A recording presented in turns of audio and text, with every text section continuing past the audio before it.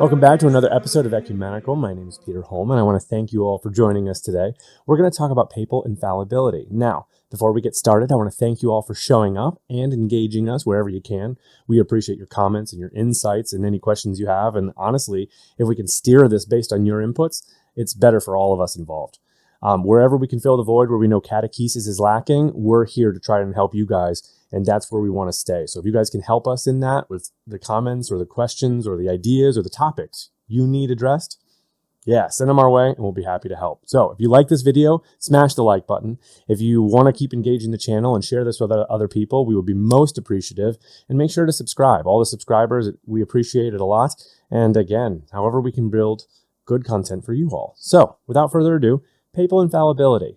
Now this one's from JL, gave a comment a few videos back, and what I'm going to do today is let's answer that one, all right? So it sounds really weird from the standpoint of Protestants and Orthodox, why we have a pope in the first place, right? However, if we back up a little bit, we look at the old church. Let's look at what the Levitical law looked like under Moses. So Mosaic laws, and what he came down from Mount Sinai.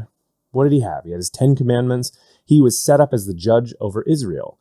Now, in that role, he had the responsibility to deem what was good and what was bad. He had to look over the entire people, okay? He was effectively the father. Now, we see that translated from Exodus and into Numbers.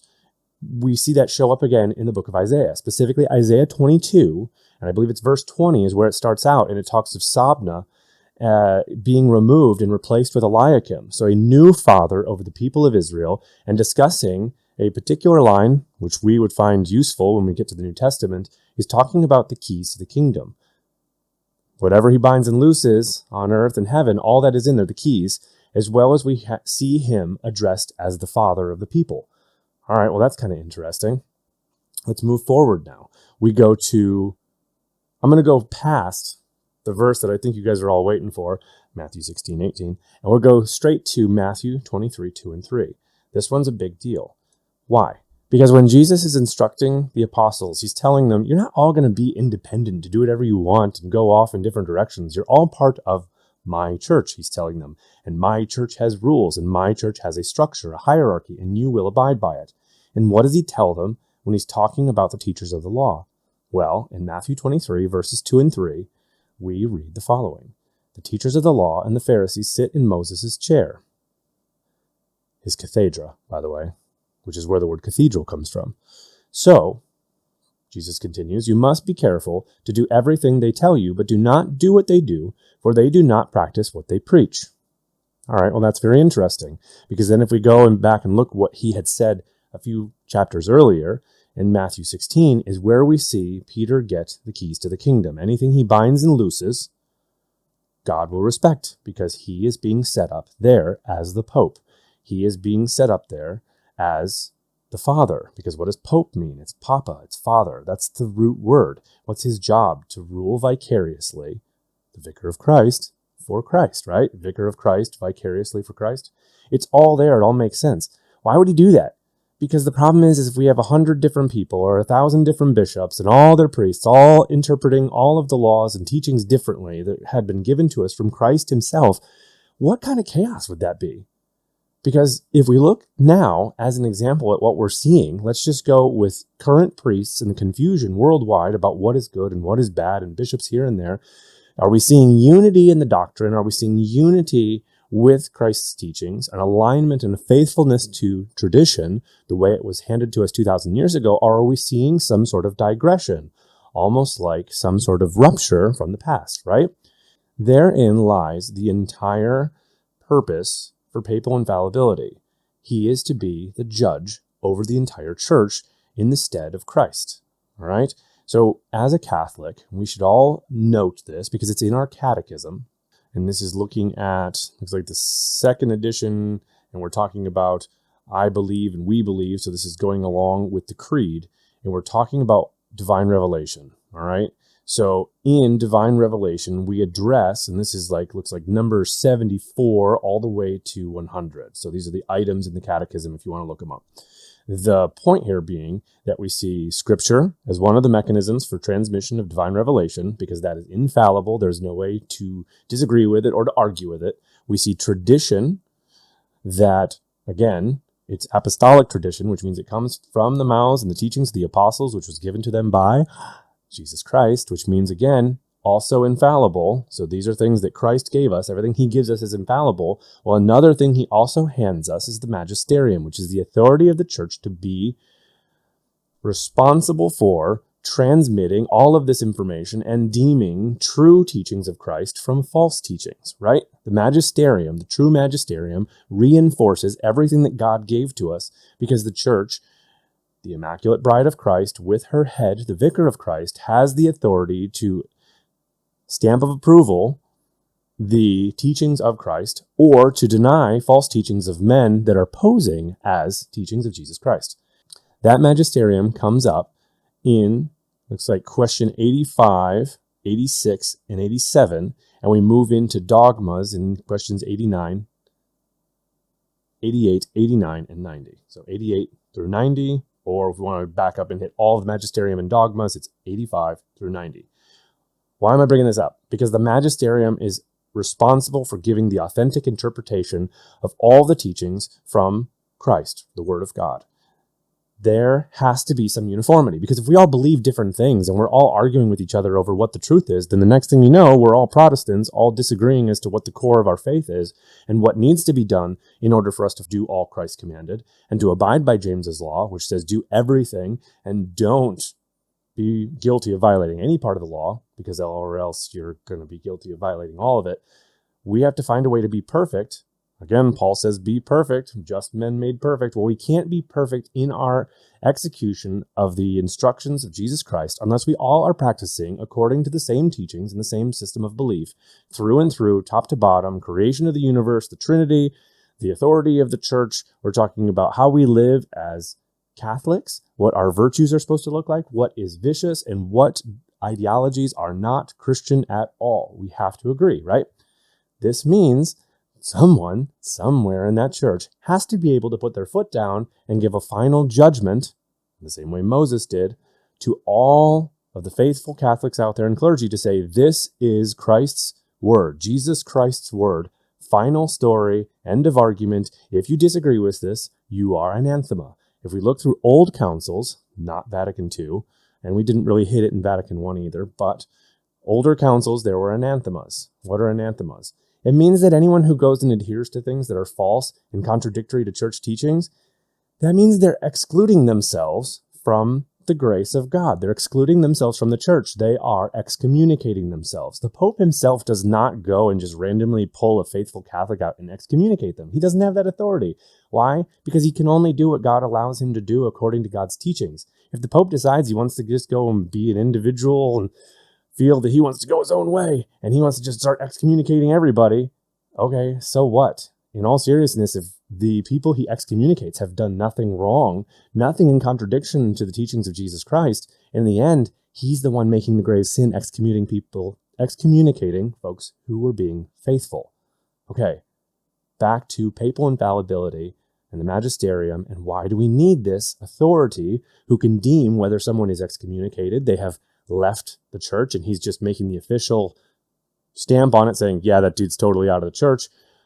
Or he can sit there and say, no, that interpretation of Scripture is totally false. You can't use that, because if you do it, you're actually insulting Jesus Christ. You're insulting Mary. You're insulting the saints, the church.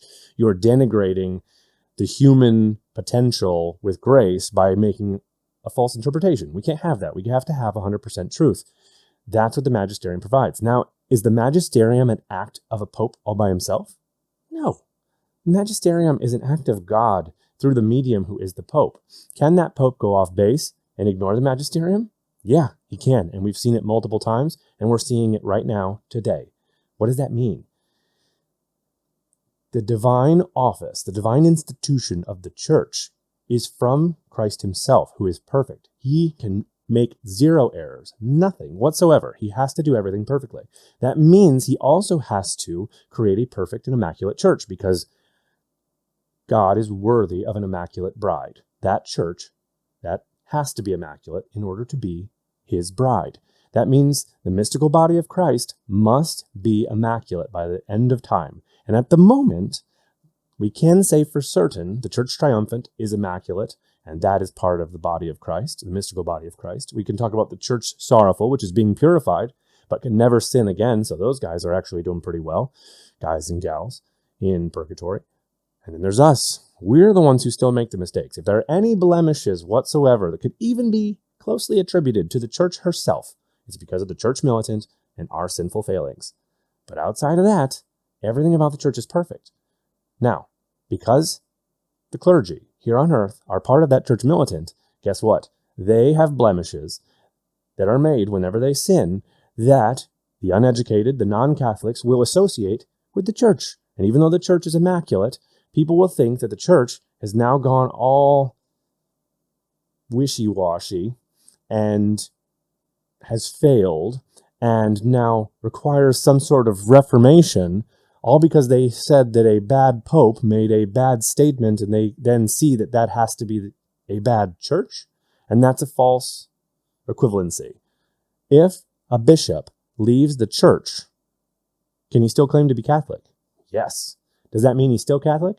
No. Let's look at Judas, all right? And Peter. We'll look at the case of Judas and Peter before we go and kind of put a bow on this and wrap it up. Two bishops of the church, very early on, both meeting Jesus Christ in the flesh and seeing him and getting grace directly from the source, the divine God-man, in their presence. And what do? Both of them raise people from the dead, miracles galore, heal the sick. They are able to teach the truth that Jesus Christ has given them. This is amazing. Now, what happens at the end of Christ's time here on earth? Well, one of them decides to betray Jesus, and the other one decides to deny Jesus. Both of these are grave sins. If you and I do these things, we betray him through our sins and deny him, which is another sin, we have committed grave sins against our Lord, and he's going to be offended. Both Judas and Peter did that. Now, what do we know happens afterwards? Judas commits himself to this notion that he cannot be forgiven because he's done something so serious, keeps it all in him for himself, and then he ultimately dies in this guilt and this denial of Christ's divinity to forgive him. That's bad. Did Judas's sins tarnish Jesus Christ? Nope. Did they tarnish the church? Absolutely not. The church, neither the church nor Jesus, so neither the church nor Jesus were brought down a peg, were at all injured through the acts of Judas Iscariot. And by the same token, we go look at Peter then, and Peter ultimately then denies Christ 3 times. He ends up with his own situations for sins. But what does he do? He decides instead, maybe I need to go repent. Maybe I need to go and get this all sorted out. And he goes to the Blessed Mother, and he also goes to Jesus finally to repent and ask forgiveness for his sins, because he knows God is the only way, and God then forgives him and says, feed my sheep, feed my sheep, feed my lambs. Pretty cool sequence. I believe it's in the Gospel of John. Now, did Peter's sins tarnish Jesus or the church? Again, they did not. But the man himself, as opposed to leaving the seat and never coming back like Judas did, Peter decides to go back to the seat and sit on the seat and assume his role and do what needs to be done for the glory of God in the authority that he was given. All right? And again, even in that chair, would he make mistakes in the future? Yes, he's a man. Like any of us, human being, and the book of Galatians has Paul literally having to correct an error that Peter had made. But did Peter change course and correct it according to what God had taught? Yes, he does. So, Magisterium, authentic magisterium of the church, must be in line with the teachings that Jesus Christ has given. So if a pope makes a statement that ultimately aligns to the timeless traditions and scripture of the church, that statement, when given under the following conditions set forth in Vatican I, will be infallible. Now, what are those conditions? Now, the pontiff or pope alone must make the statement. He has to speak ex cathedra, so he has to say that as part of his office, this statement is going to be made because God has vested in him the supreme apostolic authority, and the doctrine is being defined by his words, and ultimately it has to concern faith or morals, and it must be held by the whole church. Okay? It's got to be the pontiff, has to speak ex cathedra, has to concern faith or morals, and it has to be held by the whole church. A hint here, you can tell he's doing this, that the Pope is making such a statement whenever he says we, or he talks about himself in the plural. When he says we dictate that, that's when you can tell a Pope is being infallible. The last time an infallible statement was officially made and agreed upon by the whole church that this had been made was in 1950, and it was with Pius XII, having to do with the Assumption of Mary. That was the last infallible declaration that was ever made by a Pope that was uniformly accepted across the board, hands down. Outside of that, that means we've had, since 1950, we are now here 71 years later, almost 72 years later. And guess what? The only other statement we can even see in 72 years then after he made that statement is maybe one statement from Pope John Paul II regarding no women in the Holy of Holies. No women should be serving a mass. Period. Done. That's the only one that even comes close because of the way that the statement was made and what he's talking about. What does that mean? Then it means if I'm going to go look at, say, Popes John the 23rd, Paul the 6th, John Paul II, Benedict the 16th, and now Pope Francis, there's a lot of fallible statements in there. And now that means you and I have to be smart enough to delineate between something that is just a random opinion of some dude who's up there who got assigned to be Pope, or it's actually the opinion and the teachings of God, which must be followed to the letter. Okay? So the First Vatican Council sets forth the criteria that define whether or not a statement from the papal office is official. Because again, it's not the man teaching us as much as it is the office teaching us. The man must cooperate with the will of God. So in the end, it is the Pope in unison with God and his grace and the church teaching something that's infallible. But when he decides to take that union apart, to leave it, to walk off on his own and make a personal opinion because he has some weird inclination, you and I as Catholics don't need to care about his personal inclinations because that has no bearing on our salvation. When we go to our judgment, Christ is not going to sit there and be like, did you do everything that dude told you, even the stuff that was stupid? No, that's not how this works. What will he say? Did you do everything I commanded you? Did you follow everything I told you in Scripture and everything in apostolic tradition and everything that had been reaffirmed by my church through my Pope? That's going to be kind of more along the lines of how our judgment is going to look, okay? And Christ doesn't negotiate.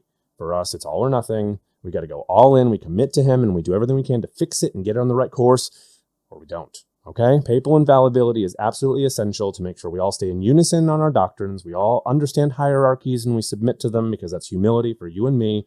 And ultimately, that uniformity is strength. That becomes rigidity in our doctrines to ensure that you and I will go all the same direction and we're not bouncing off each other and going every which way and then creating all sorts of confusion with false doctrines. All right?